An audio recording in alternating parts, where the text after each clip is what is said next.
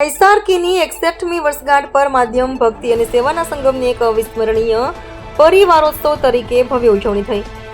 ભારતમાં સેવા એ સંસ્કાર છે અને પરિભાવનાઓએ આપણી સંસ્કૃતિને જીવંત રાખી છે.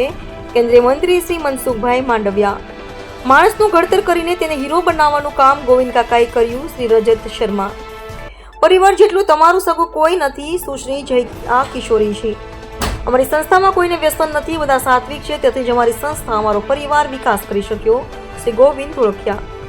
પરિવારોત્સવની ઉજવણી સાથે SRK ગ્રુપ દ્વારા 2 મોટા સૌર ઉર્જા પ્રોજેક્ટ્સનો શુભારંભ. હાલમાં નફાથી પ્રેરિત આ દુનિયામાં કુદરતી હીરાના ઉત્પાદન અને નિકાસ સાથે સંકળાયેલી Shri Ramakrishna exports private limited SRK company તેમના શાશ્વત મૂલ્યો સાથે હીરાની જેમ જ સતત ચમકતી રહે છે. દેશ દુનિયામાં પ્રખ્યાત SRK કંપનીએ ફક્ત માઇલસ્ટોનો જ નહીં, પરંતુ તેમની પાછળ મુખ્ય યોગદાન આપનારા લોકોની પણ ઉજવણી કરતી રહી છે.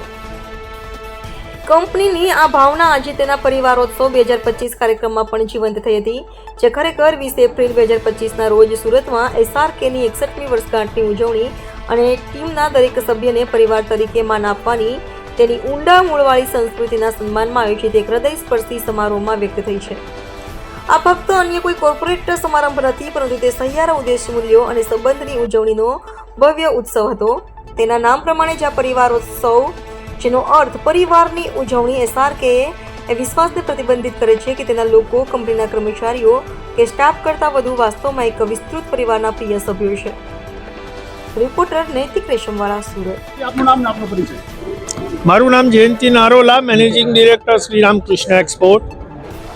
આજનો આ અમારો પરિવાર ઉત્સવ કાર્યક્રમ એટલે અમે અમારી કંપનીમાં જે લોકો કામ કરી રહ્યા છે એને અમે ક્યારેય એમ્પ્લોય એટલે કે નોકર એવું નથી, એવા ભાવથી નથી રાખતા. એ જે પણ કામ કરવા આવે એક તમે અમારા પરિવારમાં જોડાણા અને પારિવારિક ભાવનાથી અમારી સાથે તમે જ્યાં સુધી કામ કરો ત્યારે એ રીતે જ કામ કરજો.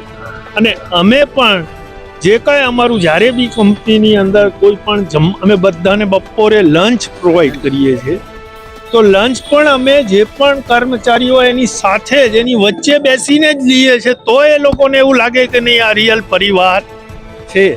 અને દર વર્ષે પરિવારને એકવાર ભેગો કરી બધાને જમાડી અને પરિવાર ઉત્સવ ઉજવાય, બધાને જાણકારી મળે, એવા હેતુથી અમે આ પરિવાર ઉત્સવનું આયોજન કરતા હોઈએ છીએ. આજે મુખ્ય મહેમાન તરીકે કોણ ઉપસ્થિત છે? આજે મુખ્ય મહેમાન તરીકે આપણે ભારત સરકારના કેન્દ્રીય મંત્રી ડૉક્ટર મનસુખભાઈ માંડવિયા, તેમજ આ જર્નલિઝમના એટલે ઇન્ડિયા ટીવીના ચેરમેન એવા શ્રી રજત શર્માજી